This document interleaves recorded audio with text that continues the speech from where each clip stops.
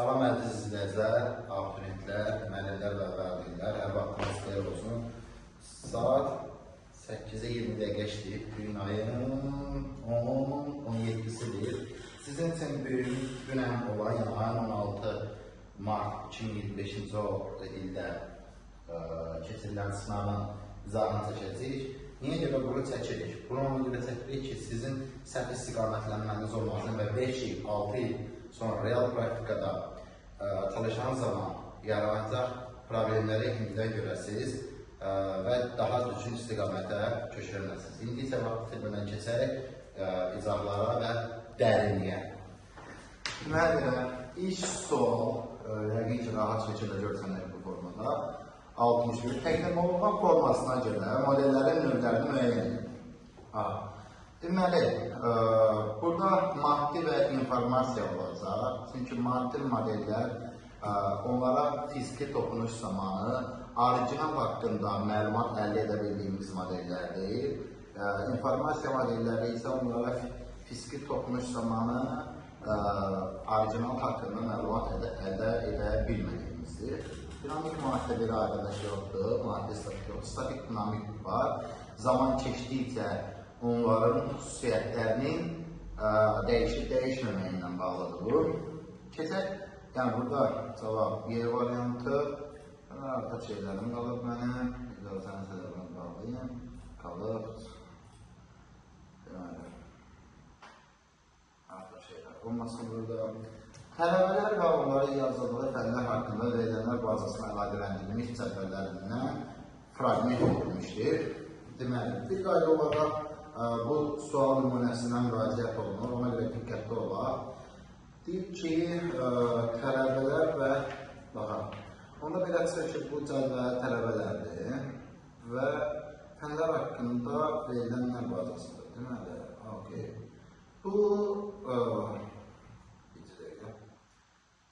bu sualda sıxıntı var. Sıxıntı verilənlər bazasının əsas prinsipləri ilə bağlıdır. Mən istərdim artıq pencəyini çıxardım və daha hərəkətli bir şeylərə keçid edək. Deməli, bu sualda sıxıntı nədən ibarətdir? Sualı yazanın prinsipinə əsaslanır, cavab taparıq, o deyil. Amma sıxıntı nədən ibarətdir? Deməli, əgər ki, bir verilənlər bazasında tələbələr abituriyentdir. Baxın, diqqət edək, fənlər haqqında, tələbələr haqqında cədvəl olsa, tələbə yazaq, laf əhəlini yazaq, tutaq ki, burada ailesi olsun, burada ad, soyad, atadır və kurs. Deməli görək, digərində isə ikinci cədvəldə fənlər haqqında düşünülür, ayrı, fən. Gəlin, baxaq burada sıxıntı nədir? Bu, bir çox hallarda müəlliflər bu sualları səhv yazır, bir çox hallarda elə burada olduğu kimi. Məsələ nədir? Birincisi burada, yəni bu sütunda, daha doğrusu bu fieldda, sahədə, field deyə bilərik, bu fieldda nə var? Sıxıntı. Deməli, verilənlər bazasının atomları qaydasına əsasən, eyni bir sütunda yalnız bir növ veri olmalıdır, yəni bir növ data olmalıdır. Yəni, soyad ata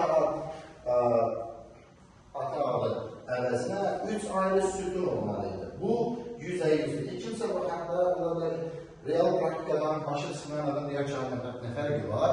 Fərqi odur ki, verilənlər bazası rahat şəkildə datalara analiz edib, sorğu edib, lazım nəticə çıxartmaq üçündür. Əgər ki, bizə bu atomların qaydası belə pozulsa, o zaman mən ada görə axtarış eləmək istəyəndə bu üstünə müraciət edib nə edəcəyimi biləsi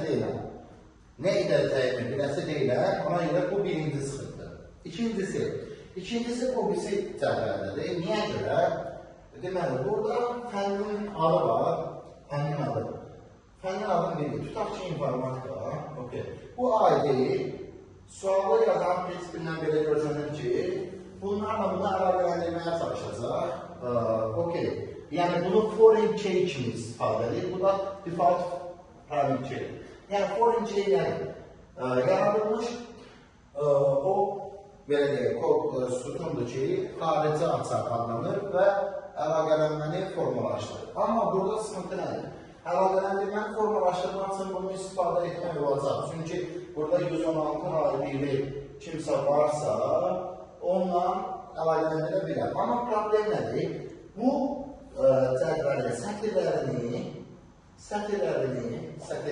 yəni yazılarını, ya da bir kodları, ya da obyektlərini bir-birindən mütləq fərqləndirəcək bir parametrə ehtiyacı var.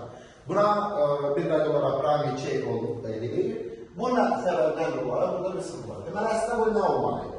Bu əslində olmalıydı, burada bir aydır. O tərəfdə də belə deyək, tələbə aydır. Bu bununla əlaqələnməliydi və burada nə bilim özünə uyğun aylar olmalıydı. Yəni burada bu. Belə də olanda yenə də bir çoxlu sıxıntı olur. Deyim niyə? Gördüyünüz kimi verilənlərin təkrarlanması prinsipini çobud şəkildə tapdalanmışdır. Çobud şəkildə. Yəni belə bir şey olmaz. Hər hansısa bir database administratoru olsa, belə bir nəsə database üzərində iş görür olsa, o müdür görsə bunu, yəqin kəlməsini yazıb çıxmamını işləni xalaş edər. Bu struktur əslində nədir olmalıydı? Deməli, gəlin, bu belə olmalıydı.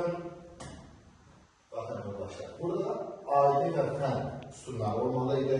Bundan əlavə olaraq, burada fən aidi, nə deyək buna, fən aidisinə fını ilə sütun olmalıydı və cədvəl belə şəkildə yox, yəni belə deyək, bunu silək, belə şəkildə yox, nə olmalıydı?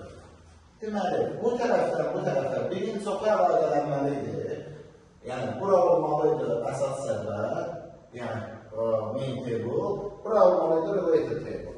Yəni bu sualın əsas qaydası belə olmalıydı. Buna görə izah edim ki, ümidvarım bu videoya baxandan sonra artıq belə sıxıntılı suallar yazılmaz. Çünki bu gələcək üçün çox böyük sıxıntıdır. İndi isə davam edək icazənizlə.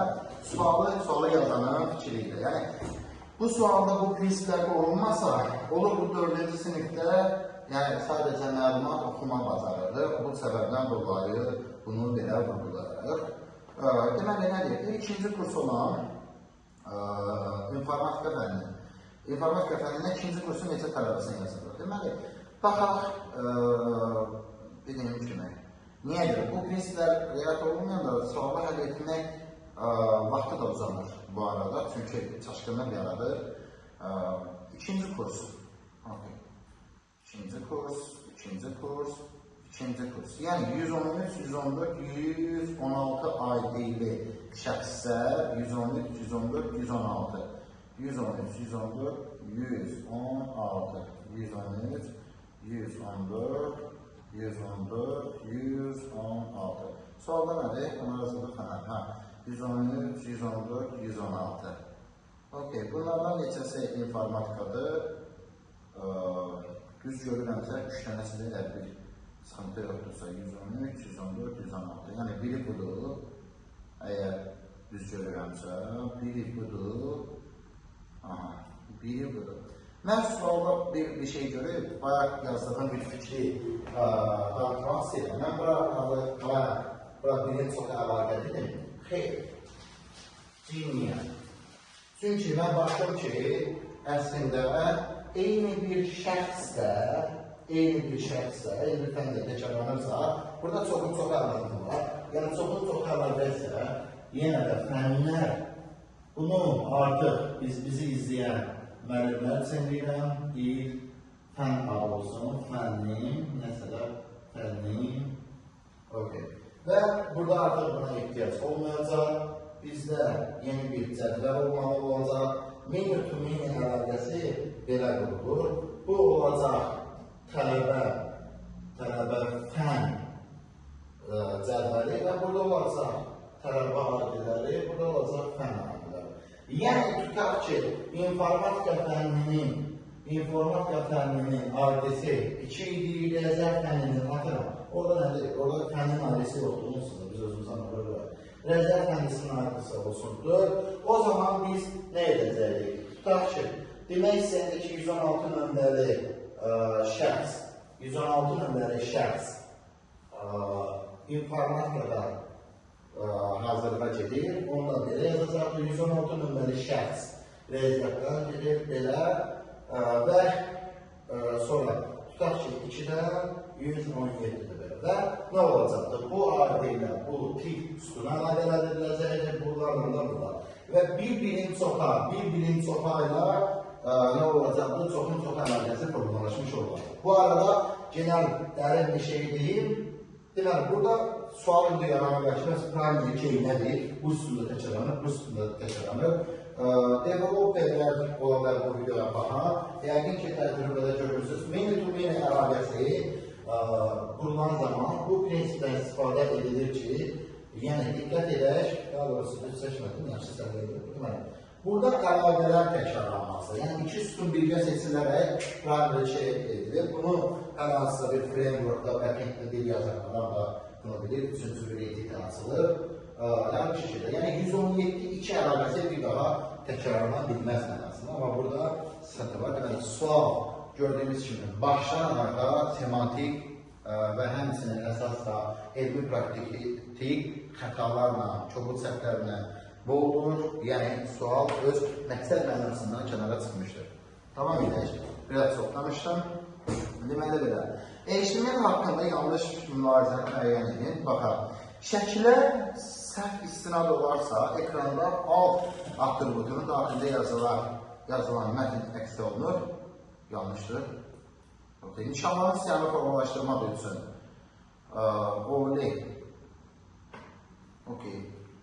xeyr, burada onun içində yanlışdır. A, B. Fonun rəngi, bilgi color, background color. Nəsə bu okey.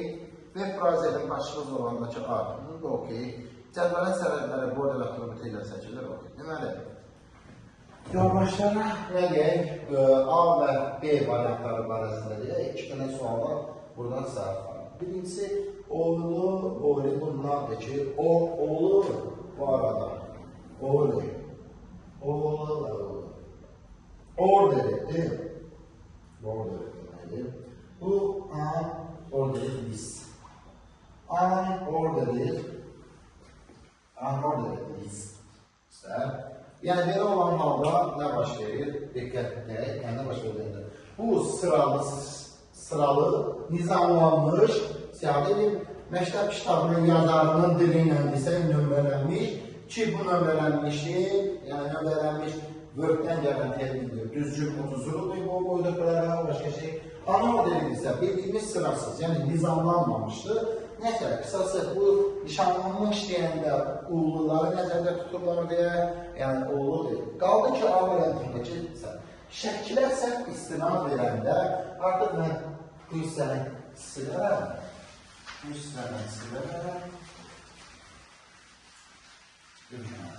Mən də bu kimi bir şeylərin əsas sıxıntısı oldu ki, olmamalıdır. Kitabdan okuyanlar bu falan, ona görə.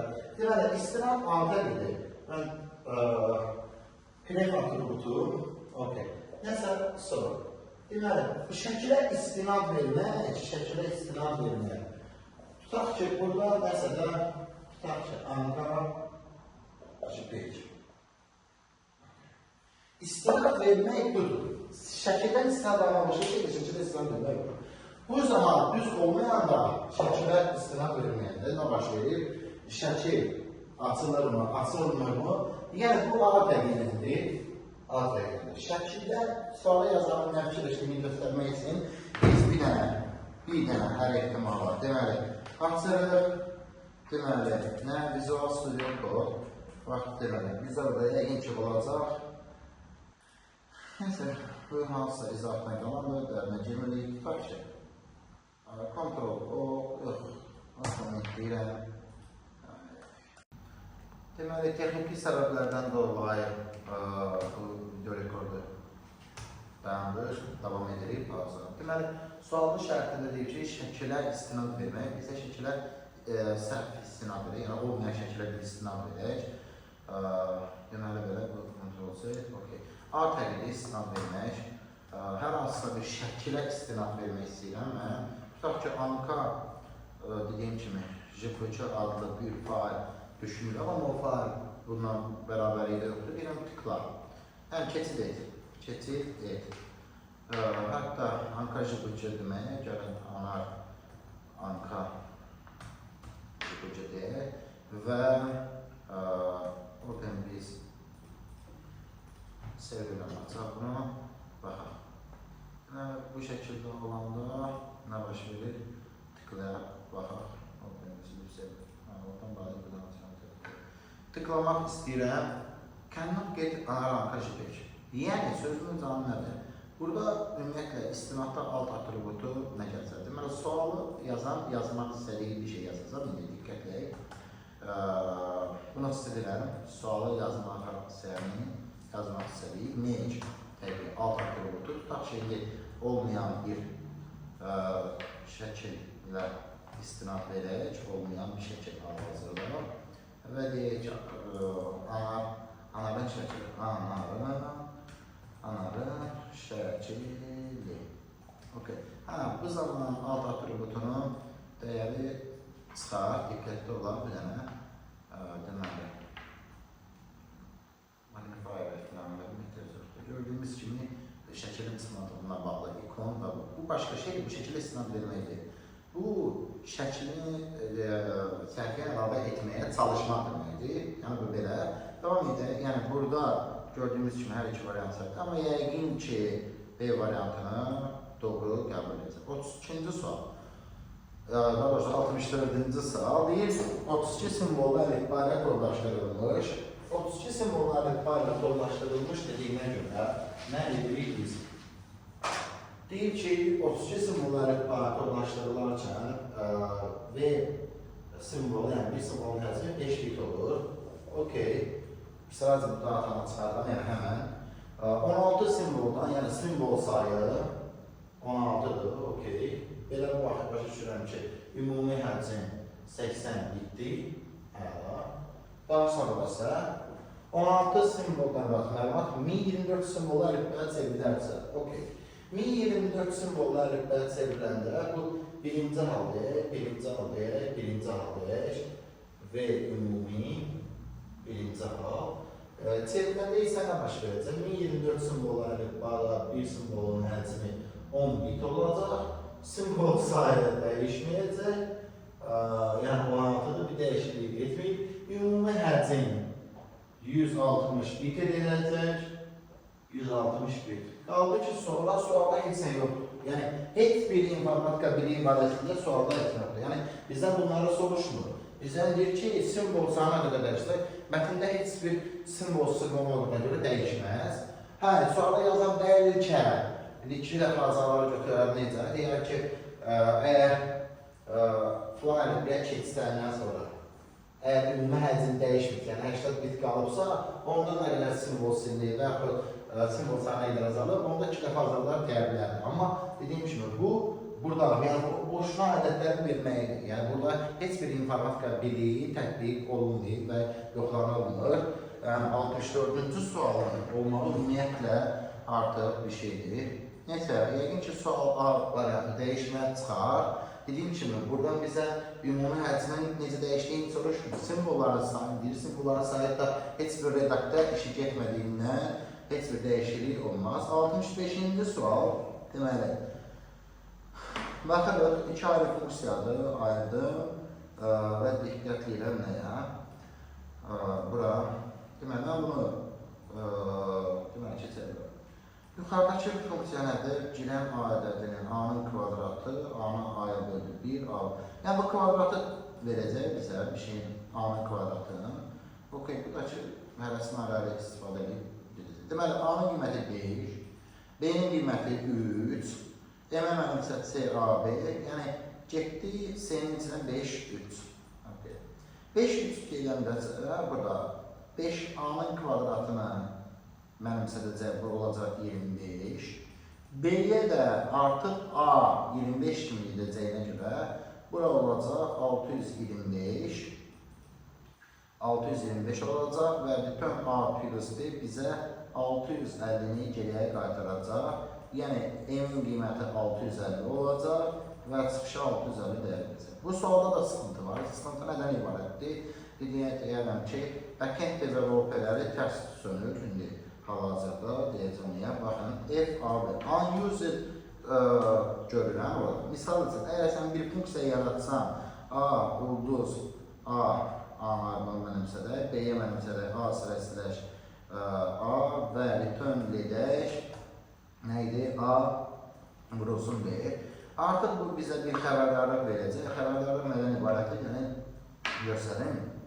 Bu böyük, burada bilinməsə də böyük bir ayıbdır. Ayıblığı nədən ibarətdir? Unused parametr vermək. Yəni, deyir ki, parametr B value is not used. Yəni, bu gülməlidir. Belə. Amma sualın cavabı xətrinə deyə bilərik ki, cavab 650. Deməli, veb səhifəni siyahı əlavə etmək üçün HTML kod yazılır. Kodun icrasından sonra alınacaq siyahı haqqında fikirlərdən hansı doğrudur? O, order edilisi, yəni sıralanmış, nizamlanmışdır. Məktəb kitabının dili ilə desək ki, orada semantik, leksik səhv var, buna nömrələnmiş deyiblər. Deməli, bu nömrələnmiş olmalıdır, nişanlamışları sildim, təyin etməni də sildim, ayrıda.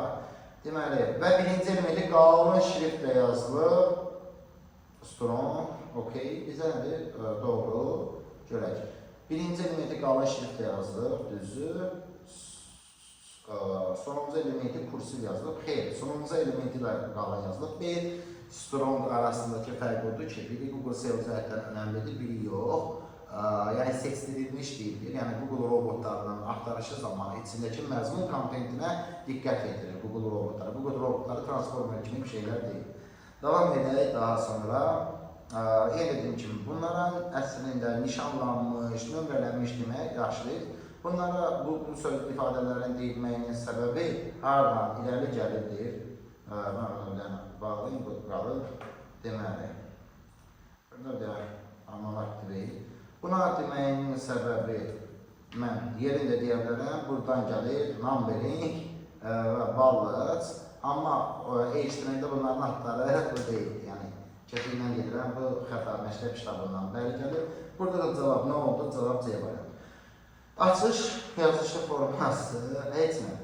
Olan nə dedim? Hamısı 16-lıq sayı sistemindədir. 16-lıq sayı sistemində 10 A-dır, 2 nömrəli mərtəbə, 1 nömrəli mərtəbədə 11 dayanıb, yəni B rəqəmi 0 nömrəli mərtəbədə bu, yəni cavab Y variantı, burada nəsə belə pozulub, o heç. Yəni bu sual da nə bilim, yola verdiyi bir sualdır hissələnarda. 68. A dəyişən daxil edilən ixtiyarın atora qiymətində aşağıdakı verilmiş funksiyanın nəsə, bir funksiyanın içində başqa funksiyanı çağırılmalıdır. Bu funksiyan burada şərt blokanın azını heç dəfə istifadə edilmirlər. Baxın, deməli 3 hal buradadır, okey. Və bir hal buradadır. Düşünə bilərik ki, burada 4 hal 3. Ola bilər cavab 3 çıxsın, amma 2 də çıxsın, deyəcəm nəyə görə. Çünki ikinci cəhd 2023-cü ilin ikinci cəhd imtahanında modul prosesidir. Bu görürük aşağı şəkildə bunun modul olmağını. Ona görə biz bərabər çəkək. Deyək ki, deməli, A 15-dən böyük bərabərdir. A-nı girişə verdik. Girişin nerə yazsan. Sonra bir şərt yoxlayıram. Nə? A 15-dən böyük bərabərdir mi? Ya hə deyəcək, yəni if elif else strukturdur, ya yox deyəcək. İşgər buna hə desə, deməli, else mənimsədə nəyi? 2 A-nı raf nöqtədə baxaq, benzərək. Bu keçsin. Əks halda əgər A14-dürsə, ki, A plus 5 yazmazsa 19 yazarlar. Bu yazır. Neyse, oralı cümlə çox yıxıb sürmək oldu bu. Deməli, olsun mənimsə A plus 5. Bu da hala yox deyirsə, nə deyir? Daha sonra nə yazılır burada? Mənimsə A minus 10. Okey, bu 3 hal bir yerdə birləşir. Çünki if, elif, elsedir, bir-biri ilə kəsişməyən hallar strukturudur və gəlirlər. İndi bəzi yoldaşlar düşünərlər ki, buna rom yazmadan məcburur. Misal üçün ki, s kiçikdirsə 0-dan, o zaman nə edək? O zaman belə bir şey yazaq. Nə yazılır? Mənimsə mənfi s Bunun hərəsi, bunun yoxu. Okey. Belə olan halda heç bir əksi halda heç bir dəyişiklik etməyib. Print S. Hə, bu belə baxılsa, bu olur 3 dənə. Bir dənə də sualda sıxıntı var ki, deyir ki, şərt qrupuna ən az neçədən istifadə etmək olar, icazə mənasında da olar, bitki üslubu pozulur. Yəni, 3-də götürə bilər, 4-də götürə bilər, bu olar sözünə görə. Götürsə də doğrudur. Belədir, ən azı neçədən istifadə edilməyi mütləqdir anlaşılmalıdır. Elə olan halda da, mən bunu buraya yazmıram, yazıram ki, tutaq ki, sən mənimsə, heç nə, ABS, yəni modulda heç. İndi kimsə özün ağırlı hesab edəcək ki, modul belədir. Yenə təkrar edirəm, 2022-ci, 23-cü ilin, yəni keçən ilin, ən son ilin, yox, onlar 2023, yox, 24 olmalı, 23 bilməm. İkinci cəhd imtahanında, qapalı sorularda, yəni modul istifadə olunub qısmında. Deməli, abituriyenti buna yazmaq və ya bir ixtiyara sahibdir. Neysə, belə keçən növbəti suallar çox ləngili, videoda çox uzun olacaq. Yəni, indi burada mən 2 götürərdim, amma 3-də cavabı çıxmağı doğru sayılır. Cədvəldə sorğular və bu sorğu nəticəsində axtarış sevdiyi internetdə tapıldığı səhifələrin sayı göstərilir. Bu sual dilin test toplusundandır. Bunu yazmaq üçün artıq yenə deyirəm, bunu sevdiyim mən artıq yox yazırıq. Deməli, ehtiyacı yoxdur. Deməli, bu yaxında bir video paylaşmışdım, orada da bundan toxunmuşdu. Deməli, hər üçünün kəsişdiyi hal gördüyümdən ellərinin diaqramını çəkəcəm. Bu olsun nə Azərbaycan, bu olsun Bakı çoxluğu, bu da olsun Respublika çoxluğu və həmən nədir? Burada ən böyük edilən səhvlərdən biri tam çoxluqlardan başlamalıdır. Əslində isə ən yaxşısı aşağı kəsişmələrdən başlamaq məqsədə olur. Bunlar 5 isə bizdə gördüyümüz üçün üçünün də kəsişdiyi yerdə həmişə başlamaq yaxşıdır. Bank niyə belə çəkdim? Üçünün də kəsişməsinin olduğu halda raşlaşdım, suyunu götürüm. Deməli davam edək. O zaman Bank and Respublika 30 olduğundan bura 25'dir. Çünki Bank and Respublika bu sahəli. Okey, bunu qeyd edirik. Daha sonra nəyə qeyd edirik? Hələlik qalıram belə, mənə bu və yaxud bu rəhamı tapmaq lazım ki, addımdır. Baxın, bu suala şərtli Azərbaycan and Respublika soruşur və Azərbaycan or Bakı verir. Deməli, Azərbaycan or Bakını verib, düzünmü? Azərbaycan or Bakını verir. Okey. Və Azərbaycan or Bakını verirsə, yəni Azərbaycan or Bakının üzərinə Azərbaycan or Bakını veribsə, biz sənə də baxım dedə, Bank and Respublika, okey, Bakı o qədər. Arada bir şey ki, Azərbaycan and Respublika verib. Mən buranı tapmağa çalışacağım, inşallah görək. Nə başqa, əsələ bir mən ilişim. Azərbaycan or Bakı, nəticədir bizdə 110. Azərbaycan or Bakı, burada, deyiləm. Azərbaycan or Bakı burada, düzdürmü? Okey. Bəs, diqqətli hələ, Azərbaycandan Bakı. Bu iki sahələr ki, yəni, Azərbaycan plus Bakı bərabərdir Azərbaycan or Bakı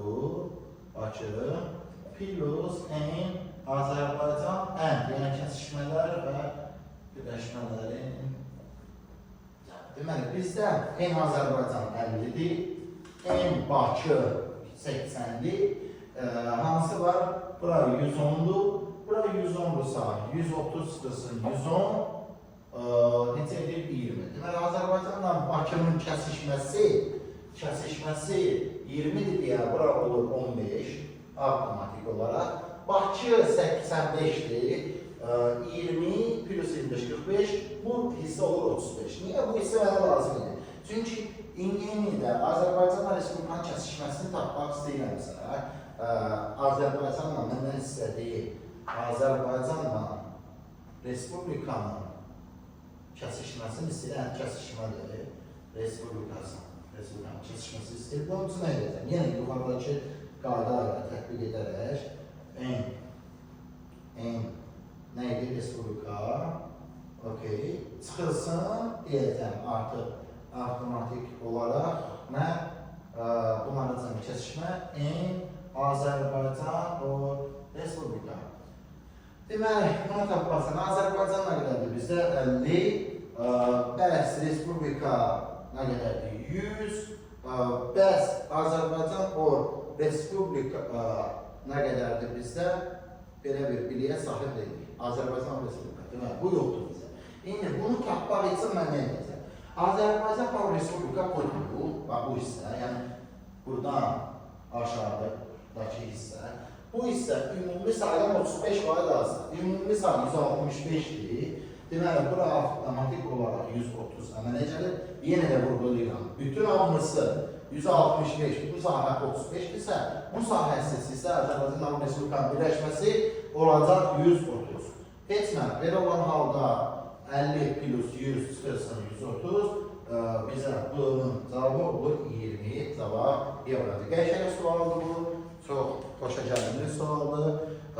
Davam edək. Növbəti sual 70-ci sual. Diskdə 11 kibayt səs faylı və 9 kibaytda qrafik fayl olarsa, deməli, yenə də burada təkrar dururam ayaqüstə və artıq mazlum götürən görünür oturmaq ayıqdır. Tutmaq suallarında oturub sualı həll edərik.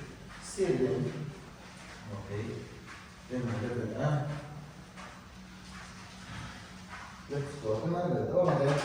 Bu arada kanala abone olmaları unutmayın. Diskdə 11 kibaytlı səs faylı və 9 kibaytlı qrafik faylı olursa, 11 kibaytlı bizə 4 klasterik qablardan 3 dənəsinə ehtiyac duyulur. Yəni 4 çubuq, 4 çubuq, 4 çubuq. Bu kilobayt deyil. Ümumiyyətlə deyim biləsiniz. 9 çubuqlu isə yenə də 4 kibaytlı qablardan 3 dənəsinə ehtiyac olur. Gəlib baxaq. Niyə?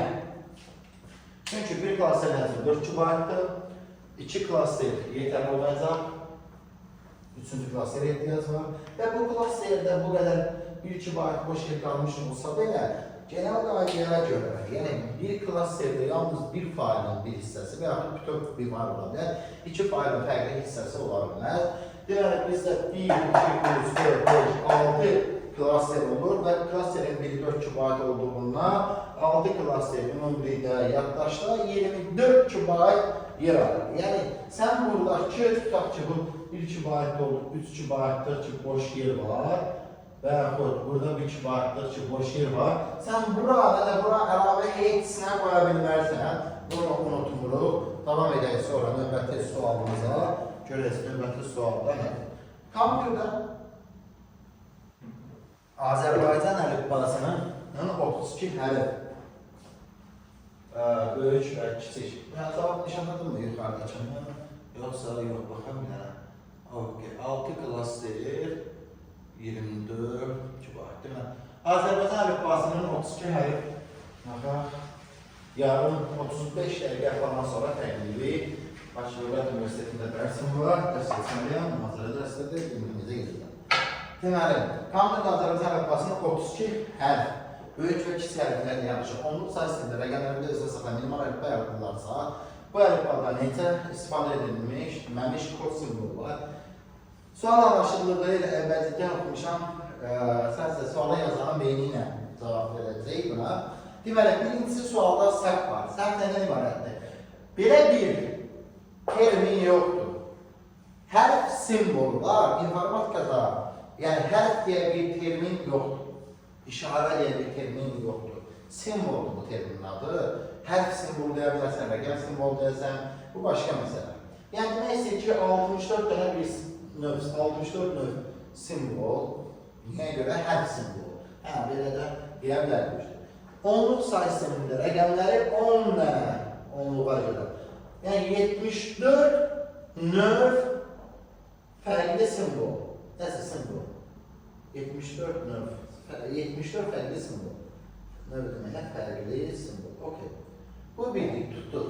Bəlkə necə istifadə edilməmiş kod, mötərizəsiz simvollar. Yazanın fikrinə görə kod və simvol ya ekvivalentdir, yəni kodla simvol sözü ya eynilik təşkil edir, ya da simvolun izahıdır. Ki, qətiyyən eynidir. Kod başqa şeydir, simbol başqa şeydir. Simbol kodun elementi ola bilər, yəni açıqlayıcısı və izah edicisi ola bilər.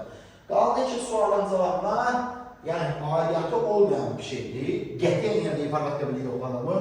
Minimal əlifba yaradılarsa, özü də saxlayan, yəni əlini də özünü saxlayan minimal əlifba yaradılarsa, yəni demək istəyir ki, bunları yaradan zaman bu əlifbada 128 dənə yoldaşlar, 128 dənə yer olacaq.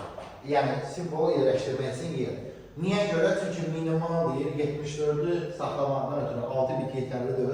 7-ci bitə ehtiyac olacaq. 7-ci bitdə yəni 128 vəziyyət yaradacaq.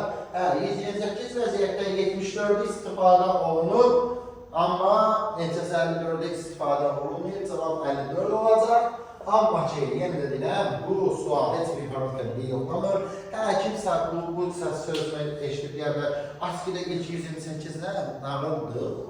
Yəni ASCII-ni bura qatmaq lazımdır, bizə bilir. ASCII-də 256 simvoldan 128-i defaultdır, sonrası personal choice-dır. Orası ilə işiniz yoxdur, zaten o şeyləri bizə videolarımıza qeyd etmişik. Yəni, bu dediyimin canlı ondan ibarətdir ki, bu sualda belə baxanda burada qətiyyən olmalı deyildir.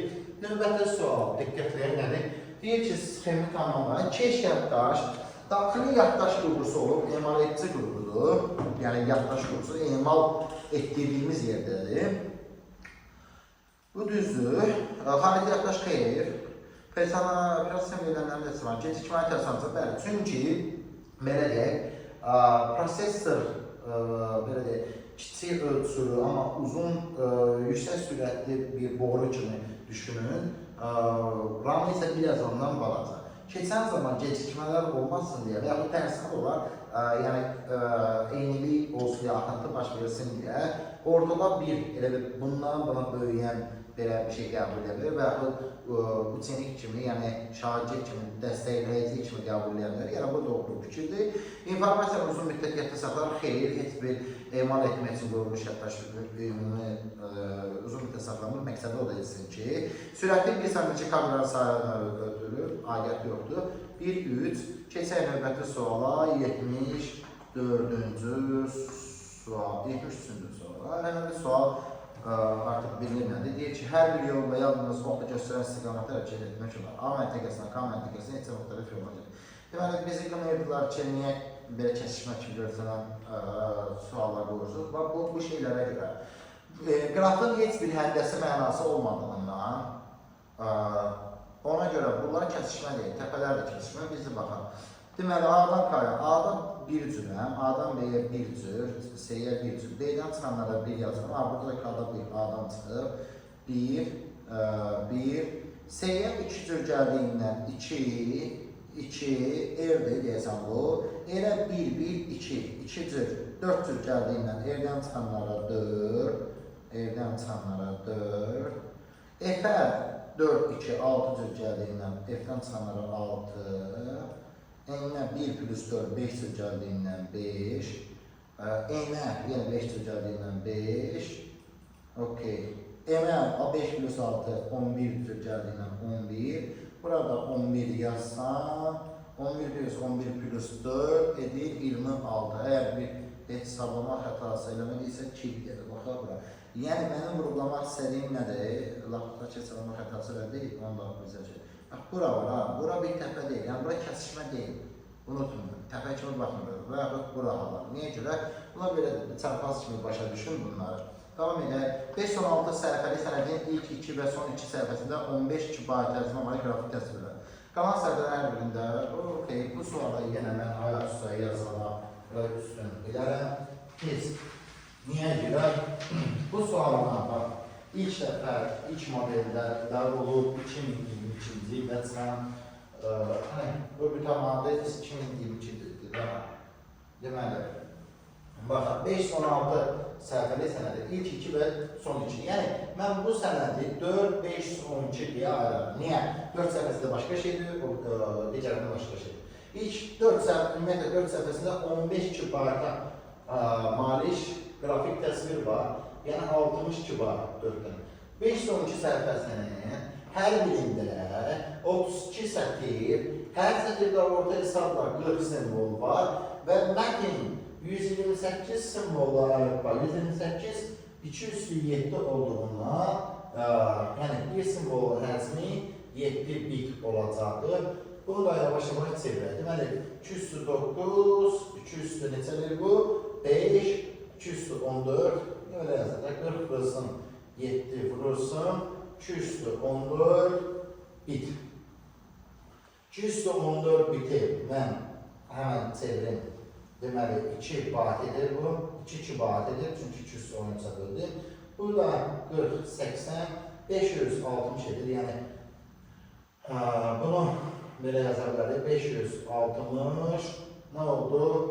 560 kibar, 60 kibar bu, 60 kibar bu, 560 kibar da sağ tərəf, ona görə edir 620 kibar. Okey.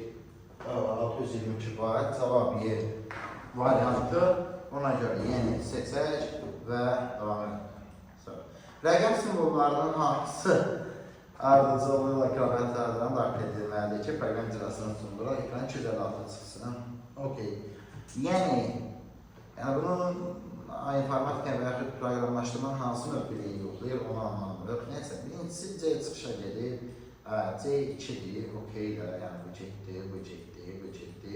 Sonra A çıxışa verilib, deməli A5'dir. Yox, sən hansı ardıcıllar var? Bir dənə səhv, avtomatik. Deməli, bu suala dediyim kimi, çaşdırmadan başqa. Ekrana 2, 5, 6 çıxıbsa, bu 2'dir, C. A 5'dir, B də 6'dır. Dediyim kimi, sual sadəcə çaşdırmağa verilmiş sualdır. Yoxlayarıq tərəfdə, indi sizin xətrinizdə. A neçə oldu? 5, B neçə oldu? 6, C-də 2. Gəlin, həmən testi yoxlayaq. A-ya mən müsbət input, kontrol verdim. B, C, print C plus A plus B və bizə hansı ardıcılıqla baxın? 5, 6, 2. Əla, icra edək, görək nədir? 5, 6 və 2 gördüyünüz kimi 2, 5, 6 dəyəri çıxdı. Amma yenə dedim ki, bu çaşdırmaq niyyətindən başqa bir şey olmalı. 5, nə oldu? 5, 6, 2, C variantı. Elektron cədvəldə radiusu və hündürlüyü verilmiş konusunun, bu tanış sualdır, halısa demin kitabından və ya test olunsundan görülmüş bir sualdır. Baxaq. Neysə, deyir ki, bu düstur buradadır, bu düstur buradadır. Aşağılara aparılacaq. Hər dəfə deməli, nə etsin? Uyğun həcmi hesablasın. Bunun üçün nə edəcək? Baxın. Deməli, aşağı düşdükcə P-nin qiyməti dəyişməməlidir. Deməli, A2 elə A2-də qalmalıdır. Eyni sütunda hərəkət edir deyə, bax, düstur eyni bir sütunun içində hərəkət etdirilir deyə, sütun adının qarşısında dolların olub-olmamaq heç bir fərq yaratmır. Buna görə də biz ona diqqət yetirməyəcəyik, biz sətir nömrələrinə. Deməli, bura sabit qalmalıdır, deməli, ona görə bunlar getdi, yəni bu prinsipə görə, buralığına görə. Qaldı ki, arxası nədir? B2 vurulsun, B2, bəli, çünki B2-də radiusdur. Okey, B2 vurulsun, B2 vurulsun. Cavab elə, bunda D bəndi olur, D variantı olur, D sıxıntı yoxdursa. Bunlar, burada bu yanlışdır, bu yanlışdır. Burada bu yanlışdır, burada həmçinin bura yanlışdır. Bu da yanlışdır, bura yanlışdır. Burada isə çatışmayan bir şey var. Devam edək, növbəti sual. Hansı sualdır bu? Python dilində yazılmış proqram nəyin təyin edir? Baxaq. Bu sual, bu da bu gecə baxmışam əslində. Deməli, sualda sıxıntı var. 3 rəqəmdən gələn ən böyük rəqəmini, yəni əgər ki, sualı yazan adam bunu təhlil eləməklə məşğul olsa, Sualı geçəcək. Niyə? Çünki burada artıq bir şey var. Bu var ha. O yerli dildə artıqdır. Xətalı artıqdır. Yəni bu xəta dediyi error nəzərdə tutmuram. Yəni artıq bir şeydir. Şərt ödəməyəndə nə olur ki? Adamı deyirlər, alqoritmiklik xassəsini tapdadıq. Yəni əgər ki 3 rəqəmli ədədin ən böyük rəqəmini düşünürdüsə, suala yazan deyin. Buna ehtiyac yoxdur. Çünki şərtdə verilən biz try exec, yəni digər dillərdə try catch, Pythonda try exec. Bu bilik abituriyent qəbul proqramında yoxlanılmır və verilmiş hissə alqoritmik hissəyə uyğun o da baxılır. Ona görə bu tamamilə artıqdır. Bu belə. Bununla əlaqədə optimallıq pozulur. Optimallıq harada pozulur deyin. Deməli, buna ehtiyac yox kimi düşünürəm. Niyə görə? Əgər if, elif, else yazıla bilərdi, buna da ehtiyac olmaz yanında. Yəni, bu çox qeyri-personal yazılmışdır. Çox. Deməli, belə deməli, A ilk rəqəmi olur, son rəqəmi olur, B ikinci rəqəmi olur, C isə onun ilk rəqəmi olur, 100-ə bölünməsi alınan artıqlan qismət. A, B-dən böyüksə, eyni zamanda C-dən də böyüksə, A-nı çağırır. Əks halda, deməli, o A, ən B deyil. Yəni, B deyərsə, ona görə bir dənə şərtlə yoxlayıb, birbaşa cavab vermək olar. Nəysə, ən üç rəqəmi ədədin, natural ədədin ən böyük rəqəmi. Gəldik buraya, elektron cədvəl fraqmenti verilmişdir. A1 xanasına hansı tam ədəd yazılmalı ki, A2, C2 diapazonunda belə. Deməli, köhnə qayda var, saat əqrəbi istiqamətində ilk rastlaşılan ilk. Deməli, onda mən bununla bunun qiymətini bir-birindən bərabər tutacağım. Çünki 30%. Baxaq, 5 dənə A1'imiz nə olacaq? 5x A1 bölünmüş plus C1, yəni 5 bölünmüş 5 bizə bərabər olacaq. A1 nədir bizdə? Yəni x plus 1 çıxılsın, vurulsun x minus 4. Okey. Nə deyib sualda bizə hansı tam ədəd yazılmalıdır? Hansı tam ədəd yəni A1 plus B1 minus 3. Şimdi burada mənfi ədəd söhbəti var. Ona tam yox, natural ölçəsiz bütün kanalların qiyməti mənfi deyil. Sən yazılır bura. Heç bir kanalın qiyməti mənfi deyil. Azərbaycan dilinin üslubuna ya bütün kanalların qiyməti müsbətdir deməli, ya da heç bir kanalın qiyməti mənfi deyil. Bu nitq üslubumuzdur, qoruya dilimizi. Düz mən də bəzən xətalar ilə rus dilindən, ingilis dilindən sözlər istifadə edirəm, amma yenə də. Nəysə, buranı vurub açanda, bura açarıq, artıq yenə də lövhədə hesablayacağım çünki deməli, zərb bir şəkildə etməyə çalışaq. Nə olur bu? 5 x nədə lova yerinə, çünki o bitdi. 5x plus 5 bölünmüş 5. İxtisar gedir, çıxara təmliyə də baxıram. İxtisar ehtiyac yoxdur, düzdürmü? Buna ehtiyac yoxdur. Yuxarıda da əslində, burada da görünür olur ixtisar getdiyini, düzdürmü? Amma C1 5 olur, yox, orada görünür olur, amma burada görəcək. Deməli, x plus 1 nə dedi? X minus 4. Həmən apara bilərik, necə apara bilərik? Bunu 5-ə ixtisar apara bilərəm, belə deyərəm.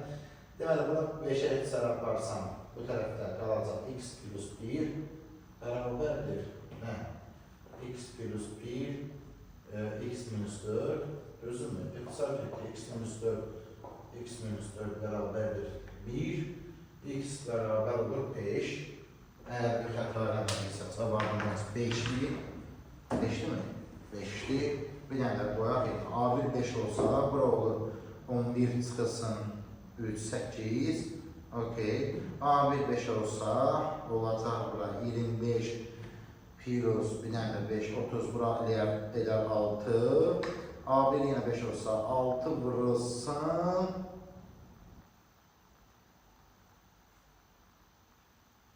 Ada 6 vurulsun 1 edər ki, yəni 8, 6, 6, okey, düz olar. Yəni burada da cavab 5, 79-cu sual. Bölünlər bazasında cədvəl 1 və cədvəl 2 adlı rəqəmlər iki cədvəl vermişlər. Cədvəl 2-nin hər bir sətrində övlad və onun valideynlərindən biri haqqında informasiya mövcuddur. İnformasiya cədvəli birinin uyğun sətrinin ailəsinə isə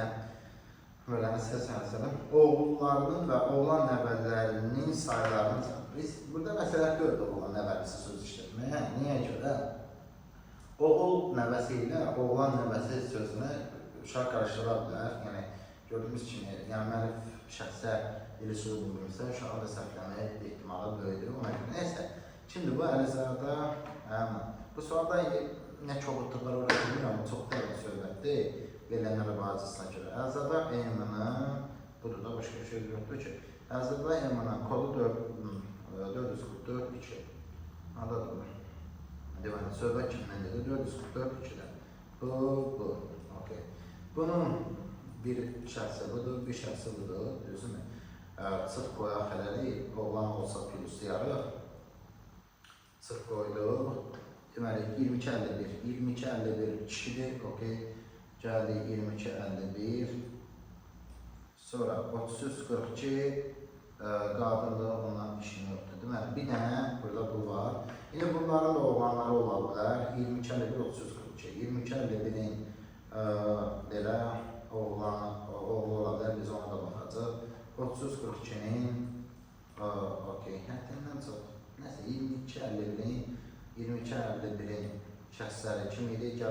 Ayrı-ayrı yerdə olmağı heç yaxşıdır. Neysə, 22-62, 55-42, 22-62, 55-42 bu qadındır, buna ehtiyacımız yoxdur. 22-62, bu da bizə lazımlı olacaq onda. Sonra 33-51, 44-62, 33-51, 44-62, 33-51, 44-62, bizə 44-62 şurada cəbəli belə. Deməli, 3 dənə yerdə bizə lazım. Plus qoyuram. İndi bəzi yoldaşlar dediyim kimi 22-51-in yalnız seçərdi. Nəsə, deməli, oğlunun övladlarına baxardı. Ora getmə, oğlan nəbələri deyiliyinə görə cavab 3 dənə. Bir dənə övladı, 2 dənə də oğlan nəbəsi var. Cavab 3, bir daha vurğulayıram, 2 deyil, xeyr. Deməli, oğul nəbələri 2 dənədir. Oğlan nəbələri, deməli, baxar, adı.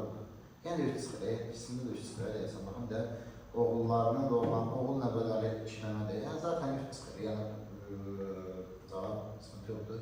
Python'da yazılmış proqramın nəticəsini müəyyən edin. 80-ci sual. Həmən tez bunu, bu da dilin test topluluğunda olan suallardandır. Deməli, nədir bu? Enə mənim səhvdə 90, düzümlə, enə mənim səhvdə 1, nəsə bunlar işimiz yoxdur. Dövrün tez cədvəlini çəkirik. Birinci dəyişən M, ikinci N, üçüncü K-dır. M'in ilkin qiyməti 90, N'in ilkin qiyməti 5, K-nın ilkin qiyməti 1. Enə mənim səhvdə M/K çıxılsın N. Burada alındı 85, N oldu 10, düzdürmü? 85, 1 çıxılsın 5, okey də düzdür. K neçə oldu? Artıq K oldu 3. Bu səfərdən N-i K-ya bölür, alınan 85 bölündə 28, 28 çıxılsın da 10, görürəm ki, nə alınır? 18, okey. N olur artıq 20.